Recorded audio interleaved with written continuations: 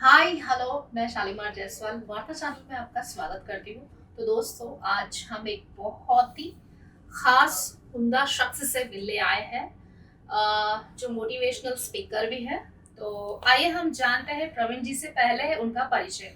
नमस्कार प्रवीण जी। नमस्कार जी। सर, आप अपने बारे में बोलेंगे, पहले अपना परिचय देंगे। प्रवीण कुमार और हैदराबाद से ही मैं हूँ और यहाँ पर एक ट्रेनिंग कंपनी रन करता हूँ थिंकिंग लाइफ के नाम से। जी। थिंकिंग लाइफ यानी सोच में शक्ति है। तो सोच को बदलने से हमारे जीवन में परिवर्तन आता है, जी। ये मेरा मानना है। और मैं नियरली 1994 से इसी ट्रेनिंग कंपनी को रन कर रहा हूँ। जी। सर, आपने मोटिवेशनल स्पीकर को ही क्यों चुना? ज़िंदगी में उतार चढ़ाव आते रहते जी। हैं, तो मेरे जीवन में भी बहुत उतार चढ़ाव आए। जी। यानी एक बिजनेस फैमिली में मेरा जन्म हुआ और काफ़ी नीचे का पड़ाव जब जीवन में आया, तो मैं खुद ट्रेनिंग की तरफ अट्रैक्ट हुआ कि मेरे जीवन को मैं कैसे ऊपर ला सकता हूँ। तो मेरे पहले ट्रेनर थे शेखर अग्रवाल, जो कि फैप्सी के चेयरमैन रह चुके हैं। तो वहाँ से मेरी ट्रेनिंग की शुरुआत हुई और वहाँ मैं देखता था कि वो एक लाइन बोलते थे कि मेरी ट्रेनिंग के द्वारा अगर मैं किसी एक के जीवन को बदल सकता हूँ, तो मेरे ट्रेनिंग का लक्ष्य हो गया। तो ये बात मेरे मन में बैठ गई और मैं भी उसी समय से मन में ठान चुका था कि मुझे भी ट्रेनर बनना है। तो मैंने मेरी एनएलपी की, न्यूरो लिंग्विस्टिक प्रोग्रामिंग। उसके बाद पर्सनल ब्रांडिंग डिप्लोमा किया, जहाँ पर मैं पर्सनालिटी पे वर्क करता हूँ। उसके बाद मैंने मेरा रिटेल मैनेजमेंट डिप्लोमा किया, जहाँ पर मैं बिजनेस हाउसेस को भी हेल्प करता हूँ जी। अपने जीवन को उत्थान करने के लिए। सर, मोटिवेशनल स्पीकर बनने से पहले आप खुद मोटिवेट हुए? जी, 100%। विचार जो है आपके दिल में घर कर गए या आपके जहन या दिमाग में घर कर गए? नहीं, जब चीज़ दिल पर आती है दिमाग से, तभी इंसान काफ़ी आगे बढ़ता है, जी। क्योंकि इमोशंस जब मूव होते हैं। मेरे लिए भी आसान नहीं था एक ट्रेनर बनना, क्योंकि बिज़नेस को एक तरफ सँभालना, परिवार को सँभालना, साथ में हम ट्रेनिंग के लिए समय निकालना, जी। तो ये एक जुनून ही आगे ले सकता है। और मेरे ख़्याल से कहीं न कहीं ऊपर वाले की भी मर्ज़ी थी कि मैं जो है जी। किसी के जीवन में कुछ ना कुछ योगदान प्रदान करूँ। तो उसी तरीके से भगवान ने मुझे यहाँ तक आगे बढ़ाया है। सर, एआई जो आज का जनरेशन है, एआई आजकल के जनरेशन कितना प्रभावित कर रहा, वो माइनस में हो रहा है या प्लस में हो रहा? एआई का जो है, हम लोग उसको जनरेशन उसको ठीक है या नहीं उनके लिए, या फिर उनके दिमाग पे जो प्रभाव पड़ रहा एआई का, वो किस तरह से पड़ रहा? समय में परिवर्तन आते जा रहा है। जैसे मुझे याद है कि पहले जब लोग कंपनी में काम करते थे, जी। तो उनकी आईक्यू के हिसाब से उनको पैसा मिलता था। यानी जी। कौन कितना इंटेलिजेंट है, किसके पास कितनी नॉलेज है। तो लोग किताबें पढ़ते थे, लोग नॉलेज लेते थे। जी। उसके बाद ये हुआ कि इंटेलिजेंस के बाद में लोगों का एटीट्यूड, जिसका एटीट्यूड बेटर था, जी। उसकी जीवन में उत्थान ज़्यादा हुआ। तो अब बात ये आती है कि काफ़ी लोग मुझे पूछते हैं, ये एटीट्यूड क्या चीज़ है? तो आपके हिसाब से भी ये प्रश्न जो है बहुत लोगों को काम आएगा कि एटीट्यूड है क्या? तो बात ये समझ में आई कि जीवन जब हम जैसे चाहते हैं, जी। वैसे हमको रिएक्ट नहीं करता है, तो वो आदमी उस टाइम पे उसका संतुलन कैसे रखता है, वो एटीट्यूड आ गया। उसके बाद धीरे-धीरे आया ईक्यू आया कि किसी का जी। इमोशन कैसे है। एंड अब आपने नया प्रश्न डाला कि एआई जो आज की जनरेशन का एक नया धमाका है कि आर्टिफ़िशियल इंटेलिजेंस, यानी यहाँ पर बात तो सच है कि कोई भी प्रश्न का उत्तर यहाँ पर मिल जाएगा आर्टिफिशियल जी। इंटेलिजेंस में। जी। लेकिन कहीं न कहीं एक जो ह्यूमन ग्रोथ है, वो रुकने लगेगी, क्योंकि लोगों की सोच शक्ति काम नहीं करेगी, लोग सीधा सिस्टम से जुड़ जाएँगे, लोग पढ़ना नहीं चाहेंगे क्योंकि जी। सिस्टम जी। हर जी। चीज़ उन्हें बताएगा। तो एक तरफ इसके लिए बहुत अच्छा भी है कि आपको डेटा मिलेगा, दूसरी तरफ कहीं न कहीं ये जॉब्स को भी काफ़ी तकलीफ देगा जॉब्स को और खा जाएगा। खा जाएगा, पक्की बात है, क्योंकि लोगों की जगह रोबोट्स या मशीन काम करना शुरू करेंगे और सोच शक्ति पे सबसे ज़्यादा जो ऊपर वाले ने इंसान को दी जी। है, क्रिएटिविटी लेवल, सोच शक्ति, ये सब धीरे-धीरे डिप्लीट होना शुरू हो जाएगी। जी। सर, आपका एक थिंकिंग लाइफ का एक जो है, जो ट्रेनिंग कंपनी है, उसमें किस तरह से ट्रेनिंग दी जाती है और क्या-क्या बताया जाता है ज़िंदगी के बारे में या जो आने वाले कल के बारे में? हम जो मुसीबतें झेल रहे हैं रोज़मर्रा की ज़िंदगी में, क्या आपका थिंकिंग लाइफ कंपनी में उसके लिए कुछ है? काफ़ी अलग-अलग टॉपिक्स पे मैं बात करता हूँ, मेरा जी। यूट्यूब चैनल भी जी। है, जी। जी। Thinking life training to think के नाम जी। से, एक रजिस्टर्ड कंपनी है। तो इसमें इंडिविजुअल वन डे सेशंस भी होते हैं जी। और काफ़ी हम लोग सेल्स एंड मार्केटिंग के सेशंस भी करते हैं, बट कहीं ना कहीं जीवन के उत्थान का, क्योंकि लोग जब काम करते हैं कोई कंपनी में, जी तो अगर हम उनकी पर्सनालिटी को बदल सकते हैं तो 100% पर्सनालिटी में उनके कम्युनिकेशन स्किल्स आ गए, जी उनकी रेपुटेशन कैसे बढ़ाई जाए, ये सब चीज़ों पे मेरी कंपनी काम करती है। और जब लोग बदलते हैं और लोग अच्छे होते हैं तो नेचुरली एक संसार में भी उसका उत्थान मिलता है, कंपनियों में भी ग्रोथ आती है। तो ये मेरी कंपनी काफ़ी एक लेवल पर करती है। और रही बात जीवन के लिए, तो अलग-अलग बातें होती हैं, जैसे गोल सेशंस पे हम लोग रखते हैं कि गोल सेटिंग कैसे करें, रिलेशन बिल्डिंग पे हमारे सेमिनार्स होते हैं कि कैसे करें, जो आज बहुत इम्पोर्टेंट है। तो अलग-अलग टॉपिक्स है जिस पे हमारी जी कंपनी वर्क करती है। रिलेशन बिल्डिंग बोल तो जैसे पति पत्नी या ऑफिस में बॉस का रिलेशन या पति पत्नी या गर्लफ्रेंड बॉयफ्रेंड भी बोल सकते हैं आप रिलेशन। हर जगह जीवन में रिलेशन आता है, जैसे जी छोटी से छोटी स्टार्टिंग विद पेरेंटिंग, कि माँ-बाप के साथ बच्चों का रिलेशन जी कैसा होए, किस तरीके से बच्चे एक्सेल हो सकते हैं, ये एक टॉपिक है। उसके बाद पति-पत्नी का रिलेशन कैसे हुए, तो जब हम देखते हैं कि आज जो मेजर प्रॉब्लम्स आ रहे जी हैं, जी दोज़ आर जी बिकॉज़ ऑफ रिलेशंस। कि एक पेरेंटिंग का हमारे पास में मैं कभी भी दिखाता हूँ कि 3 पीस ऑफ पेरेंटिंग। ओके तो जब पेरेंटिंग करते हैं तो फर्स्ट पी आता है प्रोटेक्ट, कि अपने बच्चे को आप प्रोटेक्ट करें। किससे? एनवायरनमेंट से, क्योंकि आज हमारे पास इतना नेगेटिविटी फ्लो हो रही है। तो पहला काम प्रोटेक्ट, दूसरा काम प्रोवाइड करो, उनको काफ़ी चीज़ें प्रोवाइड करो, इन्फॉर्मेशन प्रोवाइड करो, फैसिलिटीज़ प्रोवाइड करो। और बच्चा किस चीज़ में एकदम अच्छा है वो माँ बाप जान सकते हैं, जी उसको वहाँ प्रमोट करो। लेकिन लोग क्या कर रहे हैं आजकल, प्रमोट कर रहे हैं और प्रोवाइड कर रहे हैं, लेकिन प्रोटेक्ट करना भूल जा रहे हैं, क्योंकि प्रोटेक्टिंग पेनफुल जॉब है। वो बच्चा रिवोल्ट जी करेगा। जी अगर आपका बच्चा पब जाना चाहेगा और आप उसे ना बोलोगे, तो वो बच्चा रिवोल्ट करेगा।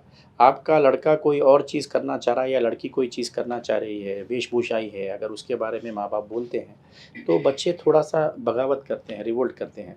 तो पहला प्रोटेक्ट करो चाइल्ड को। एंड मेरी कभी भी टैगलाइन होती है कि अगर आप अपने बच्चों के लिए खराब माँ-बाप हो, तो आप सबसे अच्छे माँ-बाप हो। और अगर आप बहुत ही अच्छे हो, लाड़ में बिगाड़ते हो, हर चीज़ सुनते हो, तो मेरे ख़्याल से कहीं न कहीं आप में परिवर्तन आना है, आपके बच्चे में नहीं। तो ये मेरा एक रिलेशन बिल्डिंग में पेरेंटिंग की तरफ है। और जहाँ पर एक पार्टनर की बात आती है, जी जी रिलेशन की बात आती है, आज हम लोग एक बहुत डिफरेंट एरा में या डिफरेंट एक समय में चल रहे हैं, जहाँ पर एक पत्नी पति का कंधा बनकर चल रही है। जी जी जैसे पहले होता था कि एक लड़की घर का काम ही करती थी और पति सिर्फ जो है बाहर जाता था, क्योंकि एक सामाजिक व्यवस्था वैसी थी कि हस्बैंड पैसा कमा के लाता था और पत्नी जी घर को संभालती थी। लेकिन आज दोनों काम कर रहे हैं। तो मेरा ये मानना है कि पति और पत्नी दो पैर की तरह हैं। कभी-कभी पति आगे रहता है तो पत्नी पीछे पैर रहती है। लेकिन कभी-कभी पत्नी आगे बढ़ती है, जी तो पति को वो बात को भी समझना चाहिए, ना कि उससे जलन होवे या उससे बारे में ये सोचे कि मेरी पत्नी मेरे से आगे निकल गई। तो ये दोनों एक संयम में जभी चल सकते हैं जब एक पैर आगे और एक पैर पीछे कभी भी रहेगा जीवन में।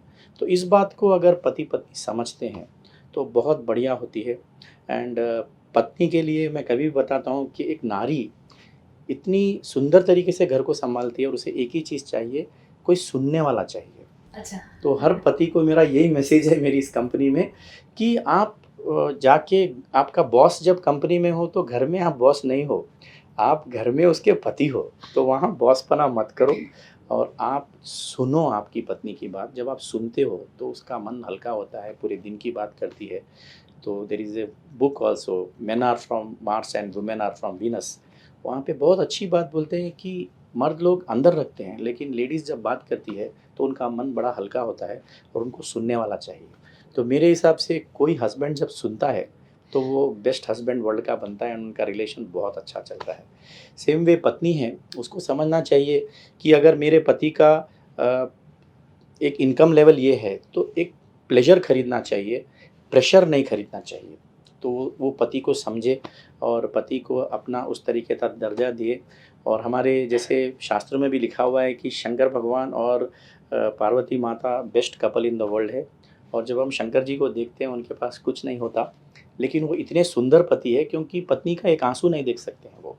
तो आपकी पत्नी ही आपकी शक्ति है, तो ये रिलेशन में आप समझ कर चलते हैं, तो मेरे ख़्याल से बहुत अच्छा हमारे जीवन में प्रभाव आएगा। और आखिरी एक ज़रूर मैं बोलना चाहूँगा कि माँ-बाप के लिए जी, हर बच्चे को आज ये समझना चाहिए कि मेरा अस्तित्व मेरे माँ-बाप से ही है। तो आपके माँ-बाप आपकी जड़ की तरह है जो ज़मीन के भीतर है, वो दिखते नहीं हैं। तो एक जड़ की सुंदरता कभी नहीं दिखती है, जबकि एक पेड़ बड़ा ऊपर उठ के आता है, उसके फल दिखते हैं, फूल दिखते हैं। जी, तो लोग कभी काफ़ी बार अपने माँ-बाप को नेग्लेक्ट करते हैं, उनके बारे में सोचते नहीं हैं या उनसे कनेक्ट नहीं होते हैं। लेकिन मैं ये मैसेज बहुत स्ट्रॉन्ग देना चाहूँगा इस चैनल के द्वारा, और मैं थैंकफुल हूँ कि इस चैनल के थ्रू ये मैसेज सबके पास पहुँच रहा है कि आपकी जड़, आपका अस्तित्व आपके माँ-बाप ही है। और जब तक ये जड़ को पोषणता आप देंगे, आपका झाड़ भरपूर खिलता रहेगा। वरना जितना भी बड़ा झाड़ हो, अगर वो जड़ से अलग हो गया, तो वो एकदम ख़त्म हो जाएगा। ये बात पक्की शास्त्र में प्रमाण है। तो मेरे हिसाब से हर बच्चे जो भी है, आई नो हर बच्चे अच्छे ही हैं, फिर भी कोई कारण से अगर आप अपनी जड़ से जुड़े नहीं हैं, तो आज इस सेशन के बाद इमीडिएटली इस वीडियो के बाद ज़रूर जाकर अपने माँ-बाप से और जुड़ें, ताकि जीवन में आपके ही और प्रफुल्लता आए। तो ये रिलेशन बिल्डिंग पे मेरे कुछ जी। विचार है, जो मैं बताना चाह रहा था। प्रवीण जी, आजकल के जो रोज़मर्रा की ज़िंदगी है, कोई भी व्यक्ति हो, चाहे वो युवा या युवती या स्टूडेंट्स कोई भी हो, अपने अपना जो लक्ष्य है, जो गोल है, उससे चूक जा रहे। उनको समझ में नहीं आ रहा हमारा लक्ष्य क्या है, पढ़ना, नौकरी करना या शादी या क्या है, वो अपने लक्ष्य से कहीं न कहीं चूक जा रहे। उसकी वजह क्या है? बहुत अच्छा आपने प्रश्न किया शालीमार, कि काफ़ी बार लोग मेरे पास आते हैं और बताते हैं कि प्रवीण भाई मुझे आप गाइड कीजिए कि मुझे जीवन में आगे बढ़ना है। तो उनका मैं लक्ष्य पूछता हूँ, और मज़े की बात ये उनके पास लक्ष्य ही नहीं होता है। तो उनको मैं पूछता हूँ कि भई आप एक ट्रेन के काउंटर पे जाते हो और जाकर टिकट पूछते जी, हो, और वो पूछता है कहाँ का टिकट चाहिए? जी। तो लोग कहते हैं कहीं का भी दे दो। अब आप सोचिए, अगर कहीं का भी दे दो बोलेंगे, तो वो तो कहीं पहुँचेगा जी, नहीं या रॉन्ग जगह पहुँच जाएगा। तो सबसे पहले आपका लक्ष्य आपको रखना है। कितना इम्पोर्टेंट है लक्ष्य? बहुत इम्पोर्टेंट जी, है। और मेरे ट्रेनिंग सेशन में मैं ख़ास करके बच्चों के लिए, कॉलेज, स्कूल्स, ये बहुत इम्पोर्टेंट सेशन करता हूँ, इवन बिज़नेसमैन के लिए करता हूँ, कि लक्ष्य में पहली चीज़ हम लोग बोलते हैं स्मार्ट, एस फॉर स्पेसिफिक। आपका लक्ष्य स्पेसिफिक होना चाहिए कि भई मुझे डॉक्टर बनना है, ये आपका लक्ष्य हो गया। या मुझे मेरी कंपनी में 10 करोड़ का टर्नओवर जी, चाहिए, ये आपका लक्ष्य हो गया। या आप एक जॉब कर रहे हो, मुझे 1 लाख की सैलरी चाहिए। तो पहला आपका लक्ष्य स्पेसिफिक होना चाहिए। एम फॉर मेज़रेबल, यानी वो मेज़रेबल। जी, डॉक्टर बनना है, लेकिन कितने साल में? 30 साल में, जब आप बूढ़े हो जाएँगे? या आपकी कंपनी का 10 करोड़ का टर्नओवर लाना है कब? 30 साल में, या 1 महीने में, या 2 महीने में? तो आपका एक मेज़रेबल होना चाहिए गोल, राइट? सो एसएम हम लोग स्मार्ट बोलते हैं। ए अटेनेबल। अटेनेबल यानी आप कोई भी गोल ऐसा रखो जो आपको लगता है कि भई हाँ, जी, आज मेरी ग्रोथ इतनी है, तो इसके हिसाब से मैं 100% और बढ़ाता हूँ। आपका अगर 5 साल में कोई एक लक्ष्य होने का लग रहा है एजुकेशन का, तो आप 5 साल लिखिए। तो अटेनेबल होना चाहिए, रियलिस्टिक होना चाहिए, आर फॉर रियलिस्टिक, और टी फॉर टाइम बाउंड हम लोग बताते हैं। तो कोई भी इस सिस्टम को जब फॉलो करता है, जब एग्ज़ाम की डेट आती है, तो बच्चे में सीरियसनेस आ जाती है। पढ़ने के लिए। वरना वो आराम से बैठता है कि भाई अभी तो मेरे एग्ज़ाम आने वाले। जैसे ही डेट अनाउंस होती है, वो बच्चा सीरियस हो जाता है। तो ऐसा ही होता है, नंबर्स इंसान को आगे बढ़ने पे काफ़ी मोटिवेट करते हैं, प्रभावित करते हैं। तो जब एक बच्चा लिखता है कि मुझे 98% लाना है, तो वो नंबर में जादू है, वो नंबर उसको आगे बढ़ने पे प्रेरित करता है। तो आप भी अपने गोल को सेट कीजिए। जो भी आपका गोल होगा, हेल्थ के लिए होगा, वेल्थ के लिए होगा, स्पिरिचुअलिटी के लिए होगा, जिस भी जीवन के क्षेत्र में आपको अपना गोल सेट करना है, आज ही एक बुक लाइए या अपने घर में एक बोर्ड बनाइए, और उस पर आप लिख दीजिए क्या गोल है और कब तक आपको उसे जी। अचीव करना है। तो ये बहुत इम्पोर्टेंट, बहुत अच्छा आपने प्रश्न किया। तो ये मेरे ख्याल से काफ़ी युवा पीढ़ी को, बिज़नेसमैन को, लेडीज़ को, हर किसी को प्रभावित करेगा। प्रवीण जी, आदमी डिप्रेशन में कब जाता और वो डिप्रेशन में जाने के बाद सारे डिसीजन गलत लेता, तो अगर उसको डिप्रेशन से निकलना है, अपनी समस्याओं का समाधान निकालना है, तो उसके लिए आप कुछ टिप्स देंगे? कहीं न कहीं मुझे लगता है कि डिप्रेशन आज हर किसी को है, हर किसी को है। यानी ये एक बड़ी बीमारी अभी चल रही है। जैसे प्रेमिका का, प्यार का, शादी का, डाइवोर्स का, आदमी झट से डिप्रेशन में चला जा रहा है और समस्याओं से जूझ रहा हो। जूझ रहा है, इसका सबसे बड़ा कारण ये है, जैसे मैं बताता हूँ, जी, हमारी जीवन एक गाड़ी की तरह है जी, और गाड़ी में 4 पहिए होते हैं, एक स्टीयरिंग व्हील होता है। तो 4 पहियों पे लोगों का दिमाग है, जो एक फाइनेंस का पहिया है, जी, एक सोसाइटी का पहिया है, एक परिवार का पहिया, एक हेल्थ का पहिया है। जबकि सबसे इम्पोर्टेंट जो होती है, वो स्टीयरिंग व्हील होती है। स्टीयरिंग। कि अगर गाड़ी कितनी भी बढ़िया हो, लेकिन आपकी स्टीयरिंग व्हील पे ड्राइवर जी, सही नहीं है, जी, तो ये है आपका स्पिरिचुअलिटी का पहिया। ये है आपका ऊपर वाले से जुड़ने का पहिया। तो हर किसी डिप्रेशन का, जैसे मेरे जीवन में सबसे बड़ा एक इम्पैक्ट आया भगवद गीता के थ्रू। सो भगवद गीता एक इतना ज़्यादा स्ट्रॉन्ग मैसेज देती है, और इस मैसेज को जब हम समझने लगते हैं, तो हमारा डिप्रेशन का कारण एकदम कम हो जाता है। जैसे एक श्लोक मैं बताना चाहूँगा भगवद गीता जैसे से। भगवत गीता में हमारे जीवन का सारा सार है, हमारे सभी समस्याओं का हल है भगवत गीता में। बिल्कुल है, हर समस्या का हल है। मेरे हिसाब से कोई ऐसी चीज़ है ही नहीं जो कवर नहीं हुई है भगवद गीता में। एक श्लोक है वहाँ पर, जी, श्रेयो हि ज्ञानमभ्यासाच् ज्ञानाध्यानं विशिष्यते ध्यानात् कर्मफल त्यागात् शान्तिरनन्तरम्। अब यानी श्रेयो हि ज्ञान, जी, भगवान श्री कृष्ण कहते हैं कि ज्ञान सबसे श्रेष्ठ है, जी, और ज्ञान से भी ध्यान श्रेष्ठ है। तो जब हम ध्यान में जाते हैं तो हमको खुद का ज्ञान मिलता है। एंड उससे भी ज़्यादा भगवान कहते हैं, ज्ञानात् ध्यानं विशिष्यते ध्यानात् कर्म। कर्म सबसे ज़्यादा इम्पोर्टेंट है। यानी आप जी, जीवन में आपके कर्मरत रहो, कर्म करते रहो, तो आपका मन डिप्रेशन की तरफ नहीं जाएगा। और लास्ट है, जो है कर्म के फल की जब इंसान चिंता जी, नहीं जी, करता जी, है, तो प्रभु खुला कहते हैं कि तू सिर्फ कर्म कर, फल की चिंता छोड़। अब टेंशन यही होता है कि मैंने उस प्रेमिका को न फ़ोन किया, उसने वापस मुझे फ़ोन नहीं किया। मैंने उसके लिए अच्छा किया, उसने मेरे लिए अच्छा नहीं किया। जी, मैंने बहुत मेहनत की, फिर भी मेरे जीवन में फल नहीं आए। जी, जी, तो ये एक बहुत बड़ा बीज सूत्र है भगवद गीता का, जो हमारे जीवन में डिप्रेशन को एकदम ज़ीरो कर देगा। और एक बार ऐसे ही हुआ, एक चेला गुरुजी के जी, पास गया और गुरुजी को पूछा कि गुरुजी, हमारे जीवन में बहुत टेंशन है, तो आप ये बताइए कि मैं पॉज़िटिव रहूँ या नेगेटिव रहूँ? और कैसे मेरे जीवन में जो है एकदम खुशहाली आए? और आपको क्या लगता है, मेरी पॉज़िटिव जीतेगा या नेगेटिव जीतेगा? तो गुरुजी बहुत प्रभावित हुए, बोले बहुत अच्छा प्रश्न किया तूने। तो गुरुजी कहते हैं, जो भी कुत्ते को आप ज़्यादा खाना खिलाओगे, जी, वही कुत्ता जीतेगा। यानी आप पॉज़िटिव को खाना खिलाओगे तो पॉज़िटिव जीतेगा, जी, नेगेटिव को खाना खिलाओगे तो नेगेटिव जीतेगा। तो डिप्रेशन से बाहर आने के लिए पहले हमको काम में बिज़ी हो जाना चाहिए, ये ब्रह्म सूत्र है। जी, दूसरा, वर्स्ट क्या हो सकता है आपके जीवन में, वो सोचिए, वर्स्ट क्या हो सकता है? आप लोग बताइए, मुझे सबको पता है कि वर्स्ट हम लोग मर सकते हैं, उससे और ज़्यादा कुछ नहीं हो सकता है। तो वो तो एक दिन मृत्यु आनी है, अगर हम साक्षात इस सच को मानते हैं। थर्ड, हम बेस्ट क्या कर सकते हैं उस सिचुएशन में, ये 3 चीज़ें हमारे हाथ में हैं। अगर ये करते हैं तो ज़रूर डिप्रेशन आपके माइंड से बाहर चला जाएगा, और आपकी सोच को परिवर्तन में लाइए, और उस कुत्ते को पॉज़िटिव खाना ही खिलाइए। जैसे हमारी ट्रेनिंग में मैं कहता हूँ कि हमारे जो भी स्टूडेंट्स हैं, उनका ब्लड ग्रुप एक ही है, ना बी पॉज़िटिव है, ना ओ पॉज़िटिव है, इट इज़ सी पॉज़िटिव। अगर आपकी दृष्टि सी मीन्स? देखना, अच्छा, अगर ओके। आपकी दृष्टि बदलेगी तो आपकी सृष्टि बदलेगी। तो दृष्टि को बदलो, देखने के नज़रिए को बदलो, जी, तो आपकी सृष्टि बदल जाएगी। तो ये 100% होता है डिप्रेशन में। प्रवीण जी, अभी कुछ ऐसे शक्तियाँ होती हैं जैसे स्पिरिचुअलिटी के बारे में आप कुछ बोलोगे? हाँ, ज़रूर। मेरे हिसाब से तो हर चीज़ का सूत्र जो है, ये स्पिरिचुअलिटी है। जो भी मज़हब से हो, आप हिंदू हो, मुसलमान हो, सिख हो, ईसाई हो, हर कोई एक चीज़ में तो मानता है कि प्रमाण एक ही है कि कोई एक ऊपर वाला है, कोई एक शक्ति है जो इस जी, संसार को चला रही है।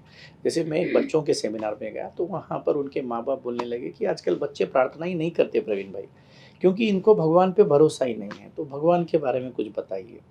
तो मैंने बोर्ड पर लिखा, G-O-D, गॉड। ओके। तो मैंने बच्चों को पूछा ये गॉड का फुल फॉर्म बताइए, तो बच्चे सोचने लग गए, बोले सर गॉड गॉड है। किसी ने बोला राम है, किसी ने बोला अल्लाह है, किसी ने बोला जीसस है, किसी ने बोला गुरु नानक है। तो हर मज़हब वाले हर अपने हिसाब से भगवान का नाम देने लगे। बट वहाँ पर मैंने लिखा जी फॉर जनरेटर, कि अगर हम देखते हैं कि सृष्टि का निर्माण अपने आप नहीं हो सकता है। किसी ने तो सृष्टि का निर्माण किया, सूरज को बनाया, चाँद को बनाया, तारों को बनाया, उसके कलर्स दिए, हर चीज़ का निर्माण। एक छोटा घड़ा बनाने के लिए इतनी सूझबूझ लगती है, लोग लगते हैं, एक इंटेंशन लगती है। तो अगर हम सोचते हैं कि ये संसार ऑटोमेटिक बन गया, तो हमसे बड़ा बेवकूफ़ कोई नहीं है। ये बात तो हमको माननी पड़ेगी कि कोई ना कोई एक निर्माता तो है जिसने इस चीज़ को बनाया। तो जब बच्चों को मैंने पूछा क्या कि इस साइंस को तुम एक्सेप्ट करते हो? तो सबने हाथ उठाया और बोला हाँ भाई हम एक्सेप्ट करते हैं कि किसी ने जनरेट किया है, दैट इज़ जनरेशन। तो ये मैसेज सबको मेरा भी पहुँचे, हर बच्चे को पहुँचे, ख़ास करके जो माँ-बाप को पूछता है कि मुझे भगवान को बताइए। तो कहीं न कहीं हम इसको इन्फेरेंशियल एविडेंस बोलते हैं कि यानी कहीं न कहीं तो ये है। सेकंड है ओ फॉर ऑपरेशन। तो वो उस ठाकुर जी ने संसार को बनाकर वो बंद नहीं हो गए। वो रोज़ सूर्य उदय होता है और रोज़ सूर्य अस्त होता है। रोज़ आना ये दुनिया चलती जी। है, तो ऑपरेशन भी चल रहा है। हम खाना खाते हैं, खून बनता है अपने आप। साइंटिस्ट को आप 100 रोटी दीजिए और 1 कतरा खून का बनाने के लिए बताइए, वो नहीं बना सकता है। तो ये सबसे बड़ी सृष्टि की जी। हमको मानना चाहिए कि कहीं न कहीं ये चक्र चल भी रहा है। तीसरा destruction. Destruction, D for destruction, तो G-O-D गॉड, ब्रह्मा, विष्णु, महेश, जो जनरेटर, ऑपरेटर, डिस्ट्रक्टर। तो बच्चे बड़े खुश हो गए, बोले आपने तो बड़ा अच्छा जो है डिस्ट्रक्शन यानी लास्ट में समय, लोग समय के बारे में पूछते हैं कि समय हमें क्या देता है? बट मेरे हिसाब से समय आपको देता नहीं है। अगर हम समझने लगें कि समय के साथ-साथ समय एक इतना ताकतवर, प्रभावशाली भगवान का अस्त्र है, जो सब कुछ आपसे खींच लेता है। तो ये बात जब हम समझने लगेंगे तो हमारा डर, हमारा भय, हमारा स्वार्थ सब कुछ खत्म हो जाएगा कि ये शरीर भी समय के साथ ढलने लगेगा। समय ही एक ऐसी चीज़ है, ये पैसा भी समय के साथ चला जाएगा, ये हमारा नाम, ऐशो-आराम, ये हमारा जितना भी प्रभाव है, हमारा पावर है, ये भी समय के साथ चले जाएगा। तो समय एक इतनी सुंदर चीज़ है जो एक्चुअली आपके साथ सब कुछ खींच लेती है। तो जब सब जाने वाला है, ये डर खत्म हो जाता है ना, तो आदमी बिना डर के बड़े अच्छे तरीके से काम करता है। उसके मन से लालच चला जाता है, क्योंकि उसको पता है कि मेरा जाने वाला है, जी। तो वो बड़े निस्वार्थ भाव से काम करता है। वो शरीर है, इतना ज़्यादा फिर सोचता नहीं है कि मैं कितना ज़्यादा अपने आप को अपडेट रखूँ। ठीक है, सुंदरता भी होनी चाहिए, खुद को बढ़िया से बढ़िया रखना चाहिए। वो मेरे पर्सनल जी। ब्रांडिंग में हम समझाते हैं कि कितना आपकी पर्सनैलिटी एक ऊपर की है और एक जी। अंदर की है। तो ये चीज़ जीओडी गॉड जब हम कहते हैं, उस चीज़ को जब इंसान समझता है तो उसका भय निकलता है। जैसा हम लोग बोलते हैं FIER फ़ियर, तो फ़ॉल्स एविडेंस अपीयरिंग रियल।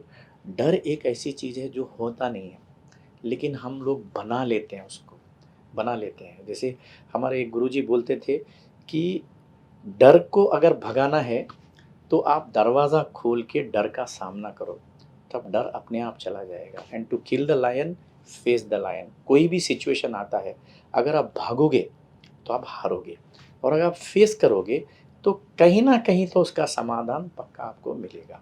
तो ये एक बात है। और मैं ट्रेनिंग कंपनी में 3 शक्तियों के बारे में बात करता हूँ हमारे। जी। जी। तो पहली शक्ति है प्रेयर शक्ति, प्रार्थना। जी।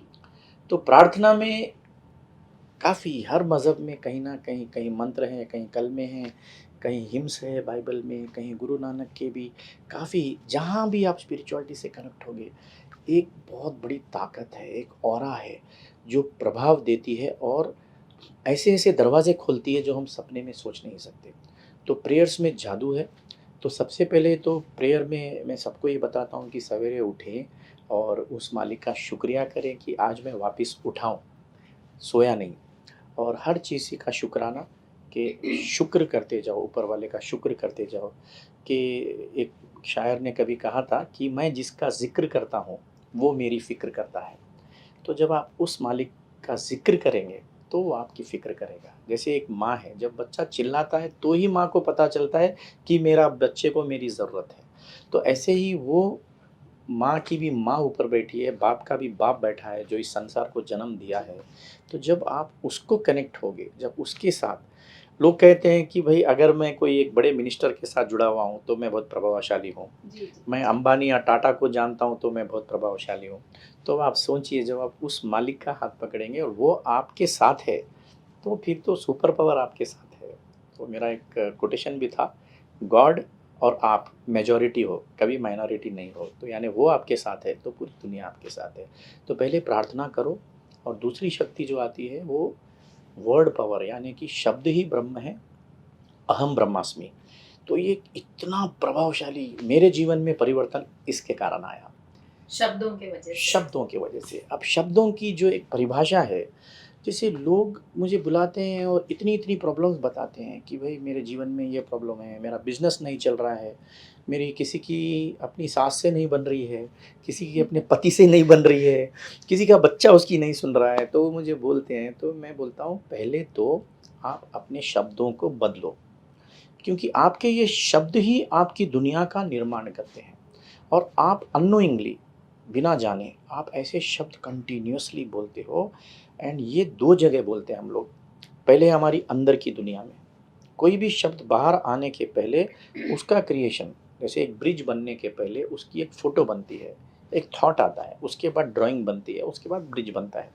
ऐसे ही कोई भी चीज़ का निर्माण होता है, तो पहले आपके माइंड में वो सोच आती है। इसलिए मेरी कंपनी का नाम ट्रेनिंग टू थिंक, सोच में शक्ति है, जी। Thinking life.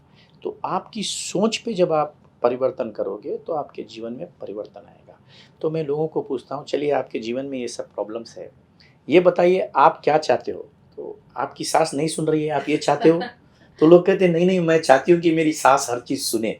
तो मैं बोलता हूँ पेपर पे लिखो, मेरी सास हर चीज़ मेरी सुन रही है। मेरी सास दुनिया की सबसे बढ़िया सास है। अब सेम चीज़ मुझे बहू भी बोलती है, उसके बाद सास भी बोलती है। तो मैं सास को भी यही बोलता हूँ, आप लिखिए मेरी बहू इस संसार की सबसे बढ़िया बहू है।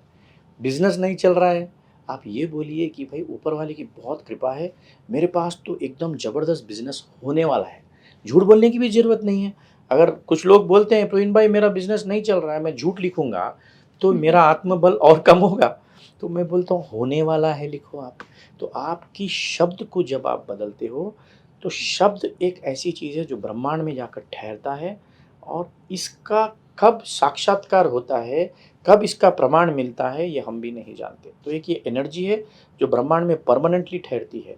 तो शब्दों को बदलो, आपकी दुनिया ज़रूर बदल जाएगी। और तीसरा पावर है एनर्जी, यानी आपकी एनर्जी बहुत कंटेजियस है। आप जहाँ भी जाते हो, यानी एक एनर्जी से लोग अट्रैक्ट होते हैं मैग्नेट की तरह। तो एनर्जी, लोग मुझे पूछते हैं मेरी एनर्जी कैसे बढ़ाऊँ? कैसे बढ़ाऊँ? तो आपको जो चीज़ खुशी देती है, खुशनुमा, एक आदमी जब खुश होके काम करता है तो उसका मज़ा अलग है। एक बहू जब खुश होके खाना बनाती है तो उसका मज़ा अलग है। एक माँ खुश होके जब एक बच्चे को आशीर्वाद देती है तो उसका मज़ा अलग है। तो ये कब होता है जब जो चीज़ खुशी देती है, किसी को सिंगिंग पसंद है, डांसिंग पसंद है, पेंटिंग पसंद है, यानी आपकी क्रिएटिव साइड, हमारे हर किसी के अंदर 2 साइड है लाइफ में। जी। एक इंटेलेक्चुअल, एक क्रिएटिव। इंटेलेक्चुअल कभी भी हिसाब करते रहेगी, इतने करोड़, इतना हिसाब, इतनी सैलरी। क्रिएटिव साइड हमारे जीवन की सबसे ब्यूटीफुल साइड है जो ऊपर वाले ने हमको दी है। उस क्रिएटिव साइड में हमको एक ही चीज़ मिलती है, खुशी। और वो हर किसी के पास उस ऊपर वाले ने अलग दी है। कोई अच्छा सिंगर है, कोई अच्छा पेंटर है, किसी को कुछ पसंद है। तो जो आपको पसंद है वो आप करो, तो आपकी एनर्जी बढ़ेगी। जितनी आपकी एनर्जी बढ़ेगी, उतना आपका प्रभाव बढ़ेगा, तो उतना लोग आपसे अट्रैक्ट होंगे, उतने जीवन में खुशहाली आएगी। ये हमारे 3 एनर्जी के स्तोत्र के साथ-साथ प्रेयर और शब्द, ये 3 चीज़ें मैं बताता हूँ कभी भी। प्रवीण जी, आप देखते कभी भी एक मूर्तिकार बड़े ही शिद्दत से मूर्ति को एक रूप देता, एक बड़ी खूबसूरती से पत्थर को एक मूर्ति के रूप में तराशता, तो हमारे जिंदगी में हम उसी तरह हमारी समस्याओं को हम क्यों नहीं तराश सकते? हर चीज़ को तराशा जा सकता है। पहली बात तो अगेन जब हम भगवद गीता में आते हैं, तो हमको पता चलता है कि जो भी हो रहा जी, है, ये हमारे कर्मों के अनुसार हो रहा है। तो अगर कोई समस्या आई है, जी, जी, जी। तो उसका भी मैं ही जो है एक मूर्तिकार हूँ, वो समस्या भी मैंने ही बनाई है। अब देखिए समस्या को सॉल्व करने के तरीके बड़े आसान हैं। पहली चीज़, जब हम कोई भी टाइप की प्रॉब्लम आती है, जैसे अगर हमको बीमारी हुई, तो इसकी समस्या हम कहाँ जाएँगे? डॉक्टर के पास। डॉक्टर के पास जाएँगे। अगर हमको कोई समस्या आई कि कोर्ट की आई, तो हम वकील के वकील पास। के पास। तो ऐसा हर किसी का एक स्पेशलिस्ट है। तो ऐसे ही जब आपकी कोई एक समस्या आती है, तो सबसे पहली चीज़ हमको बोलना चाहिए। लोग क्या करते हैं, अंदर रख लेते हैं, अकेले जूझते हैं, और 1 और 1 11 होता है, कभी भी समस्या में 1 और 1 2 नहीं होता है। नहीं, तो आजकल की समस्याएँ कैसी हैं? भई बाजू वाले का 3 मंजिल का बिल्डिंग है, मेरी बेटी उससे ज़्यादा खूबसूरत नहीं है, उसके पास कार है, उसके पास जायदाद है, उसके पास दुकान, मकान सारी चीज़ें हैं। तो ये समस्याएँ हैं। बहुत, आदमी बहुत, अपने सुख से सुखी नहीं है, दूसरों के सुख से दुखी है आदमी। बहुत, बहुत बढ़िया आपने बताया शालीमार। ये एक हम रेस में आ चुके हैं। जी, तो मेरे भी हिसाब से ये एक रेस है, और हर दिन हमारा एक बार जो है लाइफ का, जी, एक एक बैंड है, जी, जी। जो आज मैं एक स्कूल में जा रहा हूँ, तो नेक्स्ट कौन-सी स्कूल में। मुझे याद है पहले हम सब लोग एक एम्बेसडर में 8 लोग घुस के बैठते थे स्कूल टाइम। स्कूल टाइम जी, में, और एक टीवी होता था हॉल में, और जी। पूरा परिवार आके एक जगह बैठता था। तो वो पूरे दिन में परिवर्तन आ चुका है। आज हर आदमी अपनी गाड़ी में जाना चाहता है, इंडिविजुअल। इंडिविजुअल हर जगह। तो एक ये रेस में से बाहर निकलने का उपाय एक ही है। अगेन, आप स्पिरिचुअलिटी की तरफ आगे बढ़ो, और आपका कंपटीशन होना चाहिए, ज़रूर होना चाहिए, लेकिन सिर्फ़ आपसे, खुद से, ना कि बाजू वालों से, राइट? तो जैसे मैं हँस के बोलता हूँ कि एक आदमी ने एक मारुति खरीदी, जी। और वो एक सिग्नल पे खड़ा था, बाजू एक बाइक वाला आया, तो उसको बड़ा सुख मिला कि अरे वाह! उसके पास बाइक है, मेरे पास मारुति है। और इतने में बाजू एक मर्सिडीज़ आके वही सिग्नल पे रुकी, और 1 सेकंड में उसका सुख दुःख में परिवर्तित हो गया।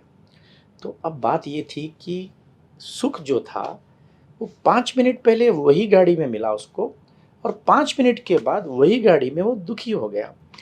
तो इसका मतलब ये है कि सुख गाड़ी में नहीं था। सोच। सुख जो है एक उसकी सोच में था, और सुख और दुख हमारे जीवन में हमारी सोच पे ही निर्धारित है। और जब आप कंपैरिजन में जाते हो, तो आप कभी सुखी नहीं रह सकोगे।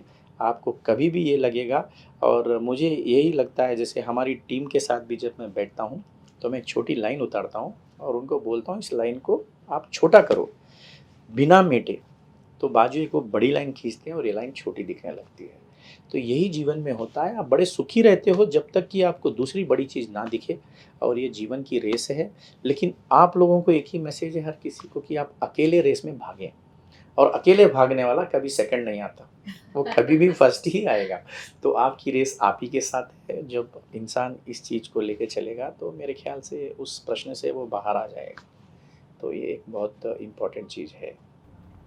सर, आजकल के जनरेशन गैप में और एक चीज़ भी बहुत महत्वपूर्ण है।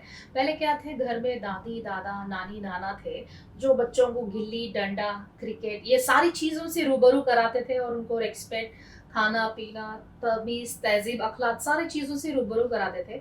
अब वो दादी दादा की जगह मॉम डैड ऑफिस में बिजी हो जाते, और बच्चों में जो अकेलापन रहता वो सारे फ़ोन के और लैपटॉप के एडिक्ट हो गए। आज दादी दादा कहाँ है, आश्रम में है, नानी नाना कहाँ है, वृद्धाश्रम में। क्यों? किसी के पास समय नहीं है। परिवर्तन तो बहुत आ चुका है, ये बात पक्की है।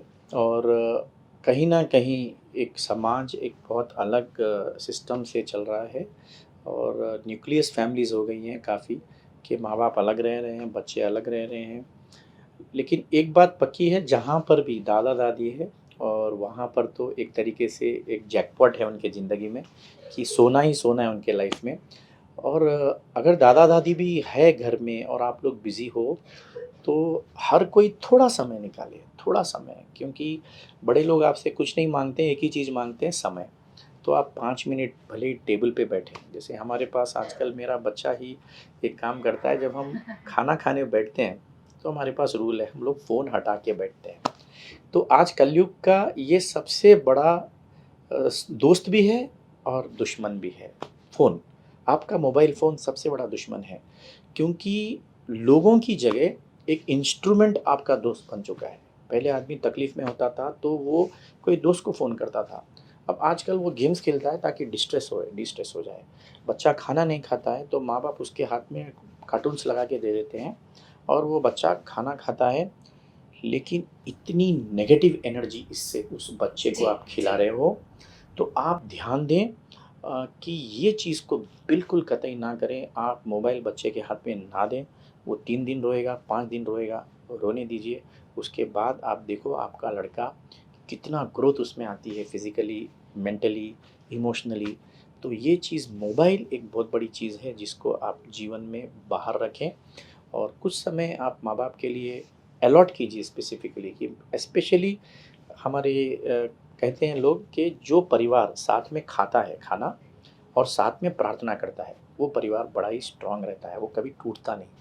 तो खाना, भोजन और भजन 2 चीज़ आप साथ में करें, तो आपका परिवार एकदम प्रफुल्लित रहेगा, शानदार रहेगा। आज भी मैं इतने परिवार जानता हूँ, जो इस न्यूक्लियस फैमिलीज़ में भी 100-100 लोगों के परिवार, इतने बड़े-बड़े परिवार प्रफुल्लित हैं और सब लोग मज़े में हैं। तो ऐसा नहीं है, काफ़ी एग्ज़ाम्पल्स ऐसे भी हैं जो जी। हमको समाज में देखने चाहिए और उनसे सीखना चाहिए। तो ये चीज़ है। एंड काफ़ी चीज़ें हमारे ट्रेनिंग्स में हम लोग बच्चों को बताते हैं। जैसे एक आपने देखा होगा, अब आजकल लोग काफ़ी ताश खेलते हैं, तो ताश के 3 इक्के होते हैं। तो लोग मुझे बोलते हैं 3 इक्के बड़े, मैं बोलता हूँ हाँ बड़े, लेकिन मेरे 3 इक्के अलग हैं ताश के। वो क्यों अलग है सर 3 इक्के? क्योंकि ये हमारे 3 इक्के जीवन में सदा जिताते हैं, ठीक है? जैसे वहाँ के 3 इक्के भी जिताते हैं, लेकिन ये 3 इक्के में पहला इक्का मैं बात करता हूँ एक्शन। तो जीवन में एक्शन यानी आपको आगे बढ़ के वो करना चाहिए। लोग सोचते रह जाते हैं। जब तक आप सोचते रहोगे, सोच की दुनिया में रहोगे, आप सोचते ही रहोगे। यानी लोग कहते हैं कि भैया मज़ाक से मुझे बोलते हैं कि वहाँ कॉलेज के टाइम पे मैं उस लड़की को देखता था और हर दिन जाता था। अब तो वो भी मोहब्बत ख़त्म हो गई क्योंकि वो ज़माना भी गया, बाइक्स पे लोग जाते ही नहीं हैं। पहले वहाँ जाके ठहरते थे और देखते रहते थे। तो देखते-देखते ही रहते थे और कोई और उससे शादी करके चला जाता था। तो ऐसे ही अपॉर्च्युनिटीज़ जीवन में आती है। मैं मज़ाक के रूप में ये मैसेज देता हूँ। तो आपको एक्शन में आना चाहिए। किसी को कुछ बोलना है, आप बोल दीजिए। रिज़्यूम भिजाना है, भिजा दीजिए। किसी से प्यार की 1-2 शब्द कहना है, किसी से माफ़ी भी माँगनी है, कह दीजिए। नाइक का मुझे ऐड बहुत अच्छा लगता है कि जस्ट डू इट। तो सोचो मत, बस कर दो। तो पहला ट्रम्प कार्ड है एक्शन। एक्शन में आओ, सोचते मत रहो। सेकंड है एक्शन के बाद एटीट्यूड। एटीट्यूड एक इतनी इम्पोर्टेंट चीज़ है लाइफ में। बच्चों को जो चीज़ चाहिए वो चीज़ चाहिए, वरना वो लोग फिंगर जाते हैं, रोने लगते हैं, क्योंकि उनको वो चाहिए। एक ज़माना बदल चुका है, अभी बच्चे ना नहीं ले सकते। तो ये उनकी सोच धीरे-धीरे उनके जीवन में भी आगे बढ़ रही है, क्योंकि बचपन में जी। पेरेंट्स ने दिला दिया और बच्चे से बड़ा तो कोई ट्रेनर सेल्स मार्केटिंग में है ही नहीं। वो बच्चा पहले प्यार से बोलता है डैडी मुझे बॉल चाहिए, तो पापा नहीं देते हैं, तो वो बड़ा मुस्कुराता है, डैडी प्लीज़ मेरे को बॉल दिलाओ ना, वो नहीं देते हैं। फिर बच्चा ब्रह्मास्त्र यूज़ करता है, वो नीचे सो जाता है और रोने लगता है। तो ये बाप इमीडिएटली उसको वो बॉल दिलाता है, राइट? अब ये बच्चे को पता है कि जीवन में जब मैं रोता हूँ, तो मुझे मिलेगा। यही मेंटालिटी बड़ी होके उसको रोने की आदत हो गई जीवन में कि जब मैं रोता हूँ तो मुझे मिलेगा। ज़िद्दीपन आ जाता है। ज़िद्दीपन आ जाता है और यही ज़िद्दीपन रिलेशंस में जाते हैं। तो जब कोई चीज़ नहीं मिलती है उसको, तब उसका एक रवैया जीवन की तरफ क्या होता है। हम देख रहे हैं कि कुछ बच्चे एजुकेशन में, ये भी एक मेरे पास कुछ लोग आए थे कि इसके बारे में सर आप एक स्पीच दीजिए कि कुछ बच्चों ने एग्ज़ाम्स में मार्क्स उनको नहीं आए अच्छे और उन्होंने सुसाइड कर ली। इतना फ़ील हुआ मुझे सुनकर कि इस कारण से वो बच्चे की मेंटल प्रोग्रामिंग अगर इतनी बढ़िया होती कि तूने अपना 100% दिया, तो एक बार अगर उसका रिज़ल्ट प्रॉपर नहीं आया, तो वो बच्चे का एटीट्यूड जीवन की तरफ क्या है? तो आज एक दिन हम गिरते हैं साइकिल पे से, तो साइकिल चलाना नहीं छोड़ते हैं, जी। अगले दिन फिर उठकर करते हैं। तो हर माँ-बाप अपने बच्चे को भी इस एटीट्यूड की बिल्डिंग कराए और हर बिज़नेसमैन भी ये करे। जैसे मैं कहता हूँ कि एक दुकान के पास में एक सेठ की दुकान जल गई, तो उन्होंने एक बोर्ड लगाया कि शॉप बर्न्ड, आज दुकान जल चुकी है, इसीलिए मेरी दुकान बंद है। शॉप बर्न्ड, दुकान अंदर से जल चुकी है। फिर उन्होंने नीचे एक बोर्ड लगाया, अंदर की आग मेरी अभी भी ज़िंदा है, इसीलिए दुकान कल खुलेगी। तो जब अंदर की आग किसी की है, तो वो कल फिर से दुकान खुलेगी। तो अगर एग्ज़ाम में आप फ़ेल हुए, कोई बात नहीं। अगर आपके कम मार्क्स आए, कोई बात नहीं। आपने एक बिज़नेस लगाया, बिज़नेस आप जैसे सोचे वो नहीं चला, कोई बात नहीं। अगर आपके हस्बैंड आज टाइम पे आएँगे बोले और नहीं पहुँचे, तो कोई बात नहीं। हम लाइफ़ में नो को लेना सीखें, हम लाइफ़ में रिजेक्शन को लेना सीखें, हम लाइफ़ में जैसा चाहते हैं वैसा ना मिले, तो भी मुस्कुराएँ। That is the second trump card which is attitude. तो ये बहुत इम्पोर्टेंट है, जो आपके जीवन को उत्थान की तरफ लेके जाएगा। जी। और तीसरा, जो सिर्फ़ हमारे ही हाथ में है, वो है एटमॉस्फियर, वो है आपका वातावरण। अब वातावरण क्या है? जिसके साथ हम रेगुलर रहते हैं। तो सबसे ज़्यादा हम किसके साथ रहते हैं शालीमार आज की तारीख में? सबसे ज़्यादा ऑफ़िस में रहते हैं।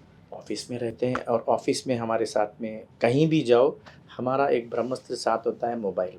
जी, जी, जी। तो इंसान आज स्क्रीन टाइम चेक करता हूँ मैं, कोई मेरे पास आते हैं तो उनके 8-8 घंटे, 10-10 घंटे स्क्रीन टाइम होते हैं। जी। यानी 24 घंटे जीवन में 12 घंटे वो सो रहा है या 8 घंटे सो रहा है या जो भी कर रहा है, half the life, half the life, trust me. आप आज एक 20 बच्चों के फ़ोन उठाकर देख लीजिए, उसमें से 10 बच्चों का स्क्रीन टाइम 50% फ़ोन पर रहेगा। जी, यानी जी। 50% वो एटमॉस्फेयर फ़ोन पे है ना, कोई गलती नहीं है, बढ़िया है। बट आप उसमें क्या देख रहे हो, दैट इज़ इम्पोर्टेंट। जी। क्या कर रहे हो आप उसके साथ? तो मोबाइल एक ऐसा अस्त्र है जो आपके जीवन को उठा भी सकता है और गिरा भी सकता है। तो आपका एटमॉस्फेयर एक, आप क्या देख रहे हो, जी, क्या सुन रहे हो? दूसरा, आपके दोस्त, आपके किस टाइप के दोस्त हैं जो आपके जीवन को आगे लेके जा सकते हैं? जी। परसों ही मैंने गौर गोपाल प्रभु जी का भी एक वीडियो देखा, बड़ा अच्छा लगा मुझे, वो मैं बताना चाहूँगा। तो उन्होंने हाथ में कलर के पेपर्स रखे और लाल, हरा, पीला, ऊदा अलग-अलग लगाए और पूछे कि ये आपके दोस्तों की तरह है पूरे कलर्स। तो जीवन में कलर होने चाहिए ताकि आपका जीवन हरा-भरा रहे। फिर उन्होंने वो हाथ में नोट पकड़े, 500 के नोट, 100 के नोट, और बोले ये भी पेपर ही है, ये भी कलर का ही है, लेकिन इसमें वैल्यू है। इससे आप खरीद सकते हो, इससे आप जीवन में आगे बढ़ सकते हो। तो आपके दोस्त इस पेपर की तरह होने चाहिए जो आपके जीवन में वैल्यू को ऐड करे। तो यही मेरा मैसेज है कि आपका एटमॉस्फेयर जो भी हो, वो आपकी वैल्यू को ऐड करे, वरना उस एटमॉस्फेयर से बाहर आ जाओ। आप चूज़ कर सकते हो। किसी दोस्त ने आपको बुलाया कोई भी गलत चीज़ के लिए, जैसे हमारे भगवद गीता में फिर कहते हैं सतोगुण, तमोगुण, रजोगुण। तो तमोगुण क्या है? जो भी आपकी एनर्जी को ड्रेन आउट करता है, जैसे कि लिकर हुआ, जी। जैसे कि सिगरेट हुआ, जैसे कि ड्रग्स हुआ, ऐसी कोई भी चीज़ें जो आपकी एनर्जी को ड्रेन आउट करती हैं, तो इन चीज़ों से आप दूर रहें, पहली चीज़। दूसरा, आपके सत को जागृत करने के लिए प्रार्थना करो, मंत्र का उच्चारण करो। अगर आप दूसरे मज़हब में हो, वहाँ पर भी कुछ ना कुछ है जो आपकी एनर्जी को बढ़ा सकते हैं, तो आपका सत को जागृत करो। और रज क्या है? कर्म करो आप। हर आदमी अपने कर्मरत है, कोई जॉब कर रहा है, मन से काम करो। काम भी जब आप करते हो मन से, यानी ऐसे नहीं कि आप किसी के लिए नौकरी कर रहे हो। आपको ये लगना चाहिए, जैसे एक और एग्ज़ाम्पल है, जी। मैं बताना चाहूँगा कि एक बड़ा ही अच्छा जो है ट्रेनिंग प्रोग्राम में मैंने सुना था कि एक कारपेंटर था, वो उसका रिटायरमेंट चाह रहा था। तो सेठ के पास बोला, सर अब मैं 30 साल काम कर चुका हूँ, मुझे जाना है। तो सेठ ने बोला, भाई एक आखिरी काम कर दे मेरे लिए, उसके बाद चले जाना। तो आखिरी काम है, तो उसने कहा ठीक है मैं कर लूँगा, और रोते-रोते किया वो काम कि यार आखिरी काम है, कैसे भी ख़त्म करना है। और जब ख़त्म किया और बॉस को उसने चाबी दी कि बॉस मैंने ये कारपेंटरी का काम अपार्टमेंट का कर दिया, ये चाबी पकड़ो। तो उन्होंने वो चाबी उसे वापस पकड़ा दी कि भई ये तेरे लिए ही था। अब उसे इतना फ़ील हुआ, यार मुझे अगर पता होता कि मैं खुद के लिए काम कर रहा हूँ, तो मार्बल अच्छा डालता, कारपेंटरी अच्छी करता, सीलिंग और बढ़िया करता। तब उसको महसूस हुआ कि जी। मुझे अपने लिए ही मैं काम कर रहा था। तो हर आदमी यही सोचे कि मैं किसी के लिए काम नहीं कर रहा हूँ, मेरे खुद के लिए काम कर रहा हूँ। तब आप अपना 100% देंगे, राइट? तो इस चीज़ को आप पकड़ के आप लाइफ में चलो, तो फिर आपके जीवन में उत्थान ही उत्थान है, और आपका एटमॉस्फेयर आपकी लाइफ में सबसे ज़्यादा लेकर आएगा। तो ये हमारा एक बेसिक छोटी-छोटी पॉइंट्स है, जो जीवन को बढ़ा सकती है। तो काफ़ी ऐसे किस्से हैं जो अभी अ, भद्रुका कॉलेज में उन्होंने मुझे बुलाया था। एक मैं बताना चाहूँगा, बड़ा बढ़िया बात थी कि उन्होंने बताया 10th के बच्चे अब आगे बढ़ रहे हैं।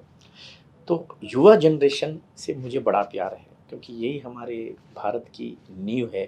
एंड आज भारत इतना ऊपर आया है बिकॉज़ हमारे पास यंग पावर है, यूथ पावर है, और यूथ जितना एजुकेटेड रहेगा, जितना ज़्यादा प्रभावशाली रहेगा, देश उतना आगे बढ़ेगा। तो उन्होंने पूछा कि भाई इन बच्चों को क्या मैसेज आप देना चाहते हो आगे बढ़ने के लिए, एक जोश के लिए, मोटिवेशन। तो मैंने बताया भाई मोटिवेशन तो हमको स्कूल में ही सिखाया गया कि हमारी बचपन की पोएट्री थी, एक कौवा प्यासा था जग में थोड़ा जी, पानी पानी था, कौवा डाला कंकर, पानी पानी आया ऊपर, कौवा पिया पानी, खत्म हो गई कहानी। तो ये छोटी सी कविता थी। तो मैंने उन बच्चों को यही बताया कि एक कौवा प्यासा था, अगर आपके जीवन में प्यास है तो आपको कोई भी नहीं रोक सकता है आगे बढ़ने के लिए। तो अगर आप प्यासे हो, इफ़ यू आर थर्स्टी, कोई जीवन में रोक नहीं सकता है, आप आगे ही बढ़ोगे। दूसरा, जग में थोड़ा पानी था, यानी रिसोर्सेज की कमी। अभी लोग मेरे पास आते हैं, भैया मेरे पास पैसे की कमी है, कोई आता है भैया मेरे पास लोगों की कमी है, कोई आता है भैया मेरे पास में जो है टेक्नोलॉजी की कमी है। तो ये कमी जीवन में हर किसी के पास कुछ ना कुछ रहेगी, ये बात तो पक्की है। जैसे गुलाब बिना कांटों के नहीं होता, नहीं। तो अगर आप सोचते हो कि भाई गुलाब बिना कांटों के आए, तो ये कभी नहीं होगा। अगर आप ये सोचते हो कि मेरे दिन में सिर्फ दिन ही रहे और रात ना रहे, तो ये भी कभी नहीं होगा। तो लाइफ एक पैकेज डील देती है। तो रिसोर्सेज जैसे कम दो होते हैं, तो कौवा डाला कंकर। कंकर क्या है, एक छोटी सी चीज़ है, लेकिन वो क्रिएटिविटी है, उसने अपनी क्रिएटिविटी यूज़ की। तो जब आपको प्रॉब्लम आता है तो आपकी क्रिएटिविटी ओपन होती है, वो ठाकुर जी हमारी क्रिएटिविटी को ओपन करते हैं, और हम कुछ ना कुछ ऐसा जुगाड़ बिठाते हैं जिससे कि हमारे गोल को अचीव होते हैं। तो वहाँ पर मैंने यही बताया कि आपको अपना जोश एकदम आगे रखना है और आगे बढ़ना है। और हम हमारे बॉक्सर के बारे में, मोहम्मद अली जो वर्ल्ड के टॉप बॉक्सर थे, तो वहाँ पर भी ये बहुत अच्छी सीख मिली कि उनका इंटरव्यू लिया जा रहा था कि सर मोहम्मद अली सर जब चैम्पियनशिप जीते, खून में लथपथ थे, और लोगों ने पूछा सर आप बताइए कि आपने चैम्पियनशिप जीती, लोगों को मैसेज दीजिए कि स्किल ज़रूरी या विल ज़रूरी है, स्किल या विल। तो वो सोचकर बोले सर दोनों ही ज़रूरी है। तो आप ही की तरह इंटरव्यू ले रहे थे, वो बोले सर ऐसे पॉलिटिकल डायलॉग मत बोलो, आप दो में से एक बताओ कि क्या ज़रूरी है। तो उन्होंने बोला कि जब मैं धरती पर पड़ा हुआ था खून में लथपथ, तो मेरे स्किल्स ज़मीन पर थे, यानी मेरी जितनी भी नॉलेज, मेरी जितनी भी फाइटिंग की पावर, जितने भी मेरे जो भी थे स्किल्स, वो ज़मीन पर थे। लेकिन मेरा विल, यानी मेरा जोश, मेरा अंदर का जुनून ये बोल रहा था कि एक ज़बरदस्त पंच अगर लगा तो ये चैम्पियनशिप मुझे मिल सकती है। और मेरा वो अंदर का जुनून ही मुझे उठने पे मजबूर करा, और मैं उठ के एक जो सुपर पंच दिया और चैम्पियनशिप मेरी हो गई। तो वो कहता है कि कहीं न कहीं स्किल इम्पॉर्टेंट है, लेकिन उससे ज़्यादा विल इम्पॉर्टेंट है, यानी आपकी चाहत। तो काम करने की चाहत जब इंसान की बढ़ती है, तो वो जीवन में कभी भी जीतता है। तो आपकी चाह है तो राह है, आपकी राह अपने आप बनेगी। तो ये काफ़ी जो है अच्छा वहाँ पर एक सेशन हुआ था। तो ऐसे अलग-अलग सेशंस काफ़ी मेरे होते हैं जहाँ पर ट्रेनिंग्स होती जी। हैं। तो इसके बारे में है। सो हमारी company thinking life training to think, ये मैनुअल है जो मेरे ट्रेनिंग सेशंस में सेल्स टीम, मार्केटिंग टीम, काफ़ी मेरे अलग-अलग जो है फुटे हैं जहाँ पर मैं बात करता हूँ। और उसके अलावा मेरा यूट्यूब चैनल भी है @thinkinglife27, जहाँ पर और काफ़ी वीडियोज़ ऐसे आ रहे हैं जो आपके जीवन में परिवर्तन ला सकते हैं। और ये एक नॉन प्रॉफिट ओरिएंटेड ऑर्गेनाइजेशन है जहाँ पर जीवन में किसी का परिवर्तन आए तो इससे बड़ी खुशी मुझे नहीं होती है। और इसका पैसा हम लोग काफ़ी जो है अपने अच्छे रिलीजियस पर्पस में यूज़ करते हैं, education of the girl child और medical education and other spiritual organisations में। तो ये एक मेरा सपना था कि जहाँ पर मेरा बिज़नेस जौहरात का है, जहाँ मैं जौहरी हूँ, जौहरात बेचता हूँ, लेकिन उसके साथ-साथ यहाँ पर मैं लोगों को डायमंड्स बनाता हूँ, तो इससे बढ़ के खुशी मुझे कहीं नहीं मिलती है। दोस्तों, आज हमें बहुत अच्छा लगा प्रवीण जी से बात करके। आज हमने जाना हमारी ज़िंदगी की समस्याएँ।